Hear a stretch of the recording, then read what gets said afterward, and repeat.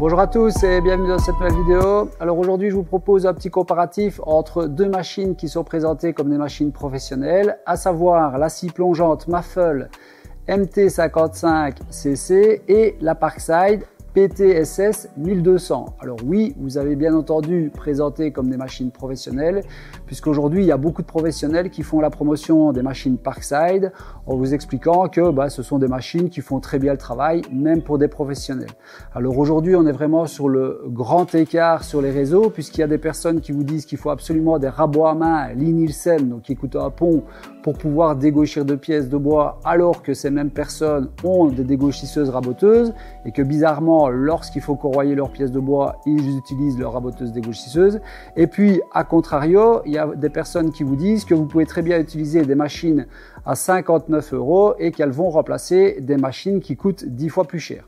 Donc je me suis dit, pourquoi pas faire la vérification par moi-même, c'est-à-dire j'ai demandé à une personne de ma communauté s'ils avaient une Parkside à me prêter, donc je remercie Jean-Michel pour le prêt de la Parkside, et je vais faire la comparaison avec ma Maffel que j'ai achetée il y a maintenant 7 ou 8 ans, donc une scie plongeante qui coûte 10 fois plus cher, et ça me permettra de me rendre compte si j'étais le pigeon de la farce en achetant ce type de machine, plutôt que d'acheter cette machine qui a aussi quelques années d'utilisation par Jean-Michel. Donc, ce que je vous propose, c'est tout simplement de faire un comparatif aussi bien de l'achat, donc le contenu du coffret lorsqu'on achète la PTSS 1200 et la Maffel MT55cc. Ensuite, les caractéristiques de ces deux machines, parce que ce qui est bien, c'est qu'elles ont plus ou moins les mêmes capacités de coupe. Et ensuite, nous verrons quels sont les détails qui peuvent, quelque part, justifier ou non la différence de prix entre cette machine et cette machine, tout simplement. Alors, déjà, on va commencer par le contenu de la fourniture. On va recevoir donc la machine en tant que telle, qui est fournie avec une lame de 24 dents, d'un diamètre de 165 mm et d'une épaisseur de 1,6 mm. On va avoir un cordon de 4 mètres, donc ça c'est assez intéressant, c'est rare d'avoir des machines avec des cordons aussi longs, et on va avoir deux rails de 70 cm avec un raccord entre les deux rails. Alors ici je n'en ai qu'un seul, Jean-Michel a conservé le deuxième, mais c'est comme ça, vous savez qu'il y a un deuxième rail qui est fourni avec. Au niveau de l'aspiration, on a tout simplement ici une bouche qui est adaptable à tous les tuyaux, on va dire standard, donc diamètre 33 ou 34 intérieur si je ne dis pas de bêtises et 37 mm extérieur. Et on a deux petites clés de service pour pouvoir démonter la lame de la machine. Alors, elles ne sont pas intégrées directement sur la machine, mais elles sont fournies dans une boîte en carton.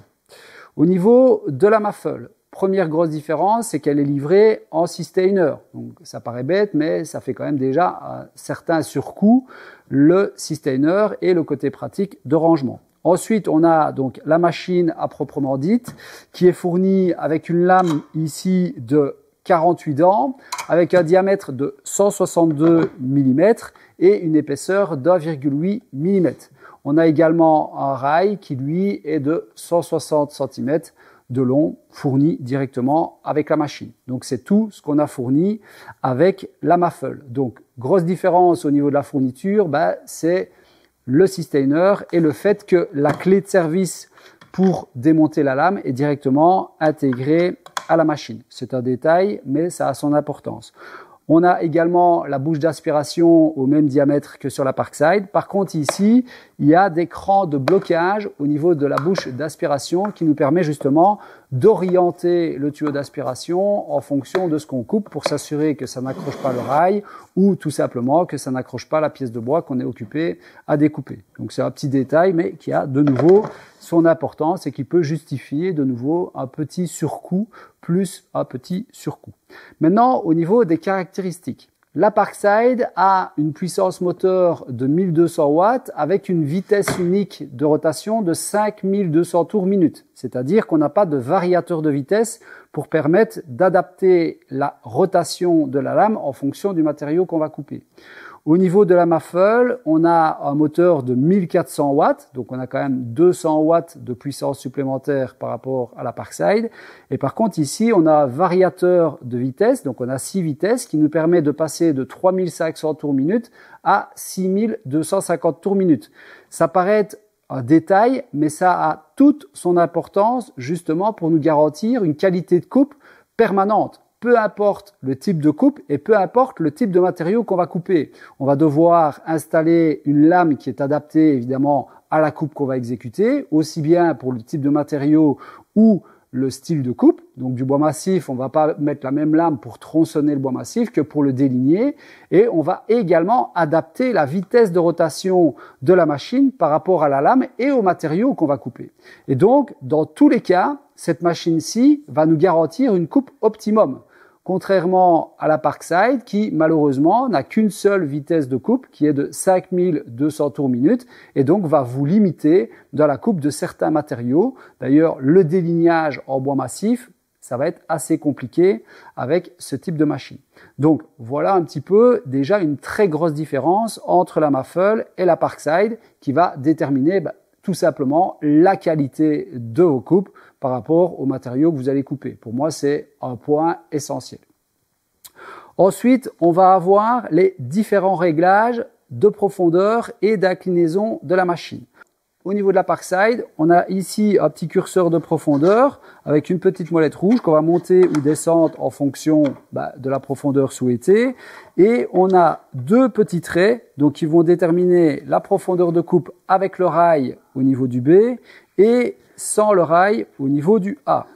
On n'a pas de réglage micrométrique, c'est-à-dire qu'on ne sait descendre que de millimètre par millimètre et il n'y a pas de cran de blocage. Donc ça coulisse, mais il n'y a pas vraiment de cran de blocage.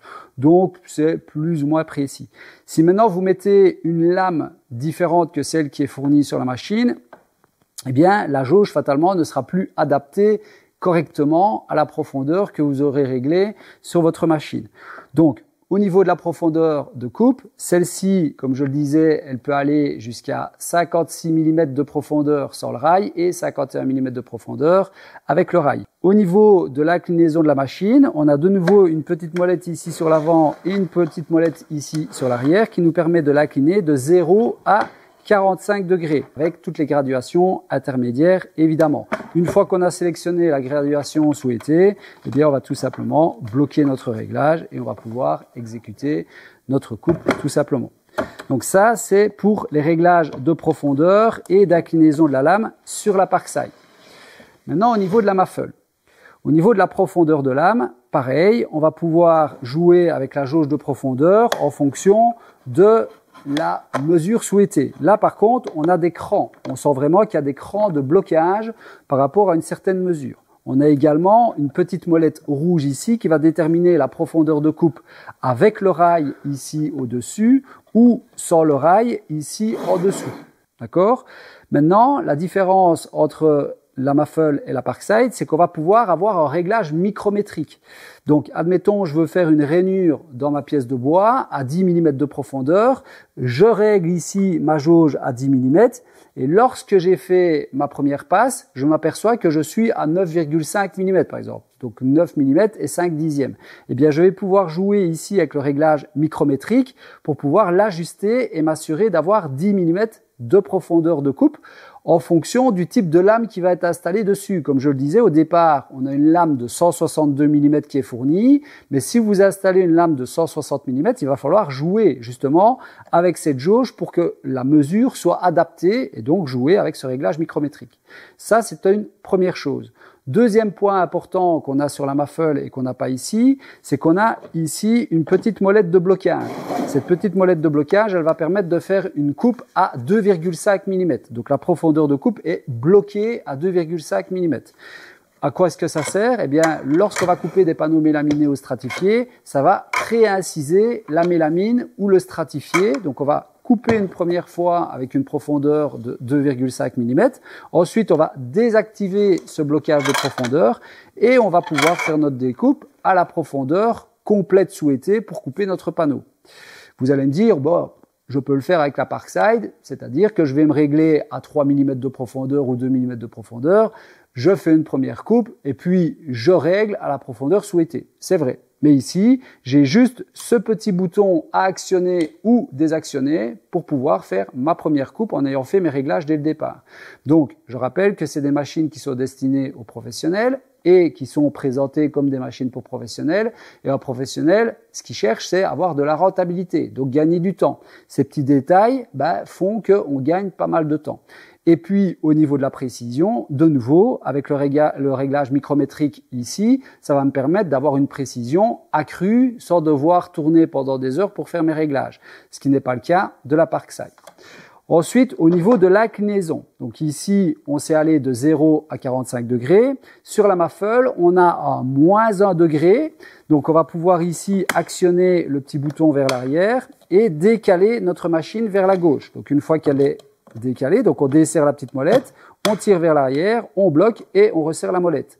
Ça va être pratique lorsqu'on va vouloir faire la jonction de deux panneaux avec une arête vive sur le dessus sans avoir d'éclat et sans avoir de différence de raccord.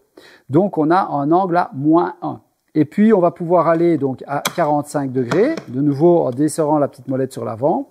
Et si maintenant on voulait aller plus loin, on a juste un petit bouton à actionner sur l'avant, vers le bas, et on va pouvoir décaler la machine jusqu'à 48 degrés. Donc ici, elle part de moins 1 degré à 48 degrés, quand la Parkside part de 0 à 45 degrés. Donc voilà encore un petit détail qui fait la différence entre la Parkside et la Muffle. Alors maintenant, au niveau du guidage de notre machine. Ici, au niveau de la Muffle, on a un rail qui ne peut recevoir que les machines Muffle. Par contre, la Parkside, elle peut aller sur le guide Parkside et sur le guide Festool, par exemple. Et la Muffle, elle peut aussi bien aller sur son propre rail, ce qui est évidemment tout à fait logique, mais elle va pouvoir également aller sur le rail Parkside ou le rail Festool, puisqu'il y a juste une petite languette en plastique sur la semelle de la machine qui se démonte et qui va pouvoir justement permettre d'installer la machine sur les rails de chez Parkside ou de chez Festool. Ici, on va avoir des petits excentriques pour pouvoir serrer la machine correctement sur le rail, s'assurer qu'il soit parfaitement précis, donc qu'il n'y ait pas de jeu à gauche, à droite, mais qu'on ait une coulisse facile sans pour autant devoir forcer également sur le rail. Le petit excentrique, on va le retrouver également sur la Parkside pour pouvoir l'adapter parfaitement à son rail. Maintenant, au niveau de la Muffle, on a la possibilité d'installer également un guide latéral, comme les scies circulaires traditionnels. Soit vous achetez l'option chez Muffle, mais pour les personnes qui ne voudraient pas acheter cette option, c'est très simple à réaliser. Vous allez récupérer tout simplement les tiges de votre défonceuse pour les personnes qui auraient des guides démontables. Moi, j'ai les tiges de ma défonceuse et je vais pouvoir les installer sur le côté de ma machine. Il y a vraiment un système prévu pour, avec deux petites ici en coche de serrage et puis une petite pièce de bois que j'ai simplement percée à l'anthrax entre mes deux tigelles. Sur le dessus, on peut tout simplement mettre des vis avec des têtes hexagonales ou encore, moi ici j'ai des petites molettes et je vais donc pouvoir l'utiliser avec un guide latéral pour pouvoir l'utiliser sans rail. Donc ça, c'est quelque chose quand même d'assez intéressant qu'on a d'office sur la Muffle, qu'on ne retrouve pas ici sur la Parkside. Alors j'ai vu qu'il y avait des petites encoches sur le côté avec des guides, mais tout le système se déboîte, c'est-à-dire que le système d'inclinaison de la lame va se déboîter également. Donc personnellement, je ne jouerai pas spécialement avec ce système-là, tandis qu'ici, on voit que c'est clairement prévu pour, puisqu'on a des petites attaches pour venir fixer ce guide latéral. Okay ? Maintenant, au niveau des guides, ou plutôt au niveau des rails. Au niveau du rail Parkside, on va retrouver, comme la grande majorité des rails, ici des bandes antidérapantes et un pare-éclat. Le pare-éclat, on peut le remplacer très facilement avec des pare-éclats de la marque Makita ou de la marque Festool, ça fonctionne. Après, on a juste à l'adapter en fonction de la machine qu'on va réinstaller dessus. Par contre, au niveau de du rail Muffle, là, on a vraiment un pare-éclat qui n'a absolument rien à voir. Déjà, les pare-éclats qui sont installés sur les rails Festool ou sur les rails Parkside sont collés. C'est-à-dire que s'il n'est pas bien collé ou qu'au moment du démontage, on n'a pas nettoyé correctement l'ancienne colle, etc., ça peut se décoller, ça peut faire des bouloches. Quand il y a des chaleurs trop importantes, ben, le pare-éclat peut légèrement se décaler à droite à gauche, donc il n'est plus précis. Tandis qu'ici, chez Mafle, comme vous pouvez voir sur l'image, c'est directement intégré dans le rail. Donc il y a carrément une gorge arrondie et on doit venir l'intégrer dans le rail. Donc aucune possibilité de se déclipser et aucune possibilité de partir à gauche ou à droite. Donc il n'y a pas de décollage, etc. Donc on peut évidemment acheter des nouveaux pare-éclats, donc comme je le disais, aussi bien pour le Parkside que pour le Mafle. Donc le Parkside, vous pouvez acheter différentes marques et le Mafle, par contre, vous êtes obligé évidemment d'acheter le leur et il y a des petits accessoires pour faciliter la mise en place de ce pare-éclat. Donc c'est une petite différence de nouveau, mais qui fait son office, donc qui peut justifier de nouveau un petit surcoût entre la Mafle et entre la Parkside. Maintenant, on va passer au changement de la lame, puisqu'on va adapter évidemment la lame en fonction du matériau qu'on va couper. Alors, au niveau de la Parkside. Pour la Parkside, on a ici une petite molette qu'on va relever et on va appuyer sur le bouton derrière, descendre la machine et elle est bloquée. On va ainsi avoir accès à la vis de démontage. Par contre, la lame est toujours libérée. On va devoir actionner un petit bouton ici sur l'arrière pour pouvoir bloquer l'axe de la machine et ensuite pouvoir desserrer la vis qui maintient la lame. Alors attention, comme je le disais, moi la vis à laine elle n'est pas fournie avec, en tout cas elle n'est pas intégrée sur la machine, donc je vais récupérer celle qui est sur la Mafle et je vais pouvoir desserrer ma lame. Alors je viens. Bon, alors j'arrive pas, je vais essayer de desserrer alors hors caméra et je vous reprends après. Bon, première mauvaise nouvelle entre guillemets, je viens d'essayer de desserrer la lame. J'ai pris un petit tuyau, comme vous pouvez voir ici sur les images que je viens de faire, je disais hors caméra, mais pour vous voir comment est-ce que ça allait. Je ne vais pas forcer comme un bœuf et risquer d'abîmer la machine qu'on m'a prêtée. Donc voilà, c'est déjà un mauvais point. C'est une machine qui a été utilisée pas mal de temps par Jean-Michel, donc la personne qui m'a prêté. Et il est hors de question pour moi d'aller casser quoi que ce soit.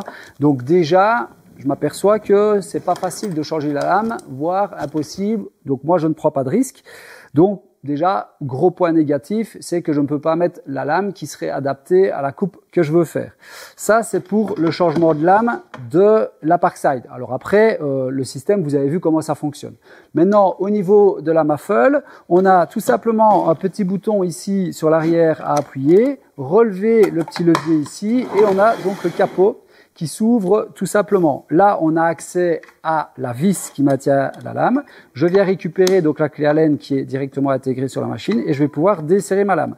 Là, par contre, contrairement à la Parkside, il n'y a aucun bouton à actionner. La lame est automatiquement bloquée. Donc, je peux la desserrer et j'ai ma deuxième main qui est libre tout simplement. Donc, je peux desserrer ma lame et changer la lame très facilement. Une fois que la lame est changée, je viens refermer mon capot.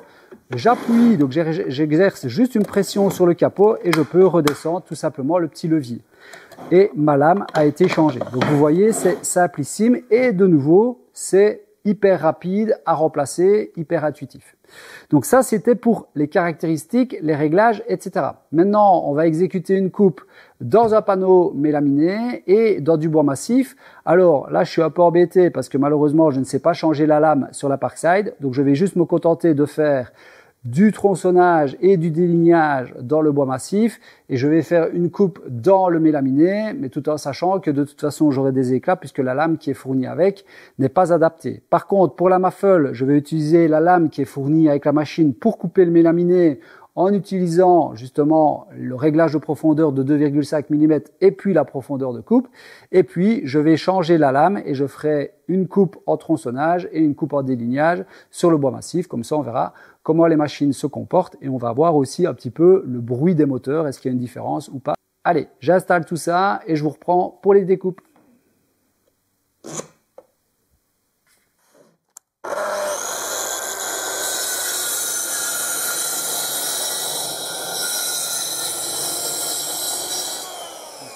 Donc je ne touche à rien, je recule, j'ai fait ma pré-incision et maintenant je vais pouvoir donc tout simplement retirer mon petit blocage, je reste et je fais ma coupe tout simplement.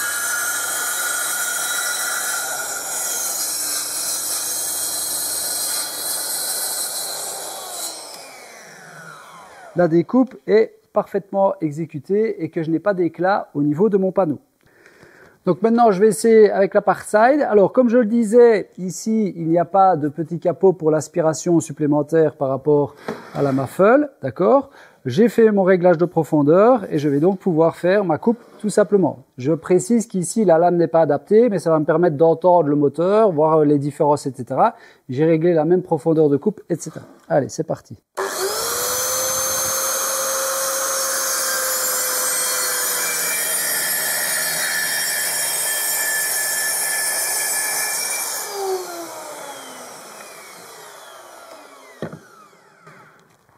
Bon, ben déjà, ce qu'on peut observer, c'est la quantité de poussière que ça a occasionné par rapport à la Muffle. C'est une bêtise, mais vous avez même vu, j'aurais dû mettre mes lunettes et j'ai eu quelques poussières dans les yeux.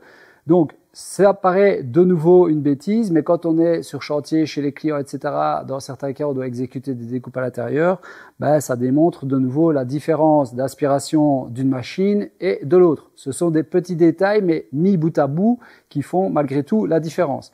Maintenant, au niveau de la coupe, bon, comme je le disais, c'est pas une lame adaptée, mais vous allez tout de suite voir la différence entre la Parkside et la Muffle. Donc, premier test au niveau du mélaminé. Comme je le dis, malgré le fait que la lame n'était pas parfaitement adaptée, on voit quand même clairement la différence. Si vous aviez une machine neuve avec une lame même qui n'est pas adaptée, ben évidemment que vous allez avoir une coupe sans éclat. Mais vous voyez qu'une fois que les machines ont été utilisées plusieurs fois, que ce soit la Parkside d'ailleurs, la Muffle ou n'importe quelle autre marque, la lame qui a été un peu émoussée, ben vous voyez la différence entre l'une et l'autre en adaptant la vitesse de rotation de la machine et en adaptant, dans ce cas-ci, la lame pour pouvoir faire notre découpe. Maintenant, on va pouvoir tronçonner notre pièce de chaîne. Alors, la lame qui est installée sur la Parkside est parfaitement adaptée pour ce type de découpe. Et au niveau de la Muffle, donc je vais changer la lame et je vais mettre exactement la même que sur la Parkside, c'est-à-dire une 24 dents. Comme ça, je vais pouvoir déligner et tronçonner exactement de la même manière que ce que je vais le faire avec la Parkside, mais cette fois-ci avec la Muffle, en adaptant justement la vitesse de rotation de la lame pour m'assurer d'avoir une coupe impeccable, aussi bien en tronçonnage qu'en délignage. Allez, c'est parti!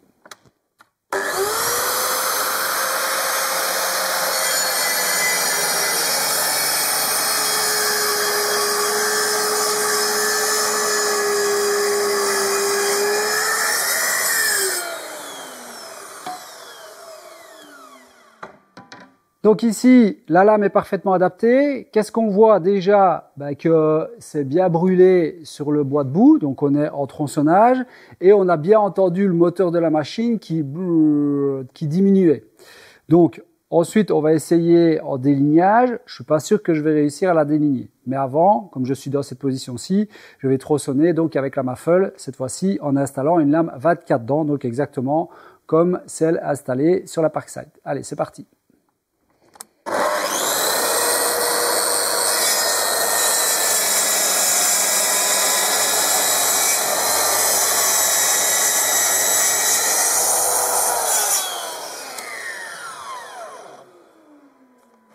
Donc ici, on voit bien qu'il n'y a aucune brûlure, donc la coupe est vraiment impeccable et la machine n'a pas du tout forcé.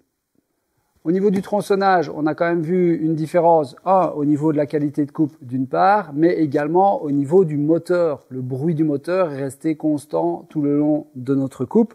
On n'a aucune brûlure et je peux jouer évidemment avec le variateur de vitesse. Donc j'adapte la vitesse en fonction de la découpe que je vais effectuer. Donc maintenant je vais me mettre en délignage. Je vais commencer avec la Muffle et puis je vais passer donc avec la Parkside. Alors les personnes...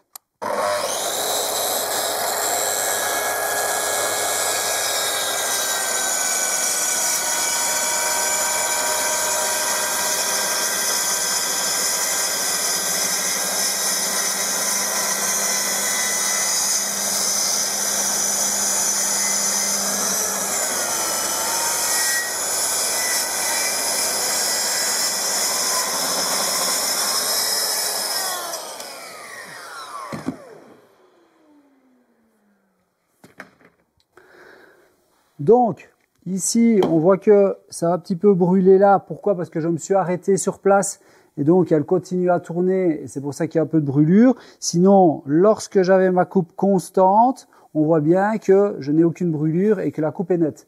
Voilà pourquoi est-ce qu'il ne faut pas avoir peur de réduire un petit peu la vitesse de coupe lorsqu'on est en délignage pour justement éviter de laisser frotter trop la lame à un certain endroit, surtout lorsqu'on doit s'arrêter ou ce genre de choses. Mais sinon, on voit bien que la coupe est impeccable. Lorsque je suis constant, le moteur a la même puissance, on entend qu'il n'y a pas d'arrêt. Puis lorsque je m'arrête et que je veux redémarrer, il y a une légère descente de régime qui est due au moteur Cuprex, mais je ne vais pas rentrer dans les détails. Donc maintenant, je vais mettre la Parkside et je vais faire exactement la même découpe. On va voir comment ça se comporte.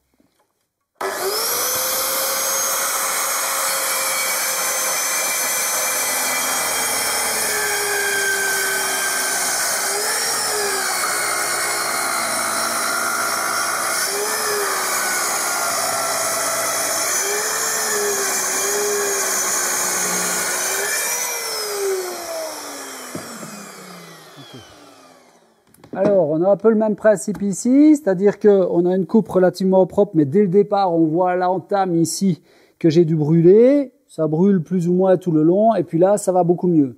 Par contre, ce que vous n'avez pas, c'est l'odeur. Je vais pas aller plus loin avec celle-ci, parce que ça sent le cramé. Donc, je suis pas certain que si je devais déligner une planche qui fait 4 mètres, que le moteur aurait tenu sans cramer ou sans avoir un problème. Oui, je vous assure que ça sent un petit peu le brûlé. Allez, je vous reprends et on fait une petite conclusion.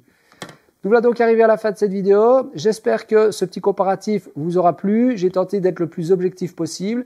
Le but n'était pas de vous dire n'achetez surtout pas ce type de machine, achetez ce type de machine, pas du tout. D'ailleurs, dans l'entre-deux, il existe énormément de machines, puisque vous pouvez acheter du Bosch bleu, du Bosch vert, du Black & Decker, du Makita, du DeWalt, enfin je ne sais quelle autre marque dans l'entre-deux. Donc c'était surtout de vous permettre d'avoir un regard qui me semblait le plus objectif possible sur les différences que l'on peut retrouver entre cette gamme de machines et cette gamme de machines, puisque j'ai le sentiment là sur ces derniers mois qu'on vous met en avant Parkside comme si c'était la nouvelle référence des professionnels, alors que voilà, je pense que cette vidéo a démontré clairement les limites d'une machine par rapport à l'autre machine uniquement en coupant 2 bouts de bois. Donc ça vous donne quand même une idée sur le long terme de ce que vous pourriez rencontrer comme problème avec ce type de machine par rapport à ce type de machine. Et je le précise, dans l'entre-deux, il y a évidemment toute une gamme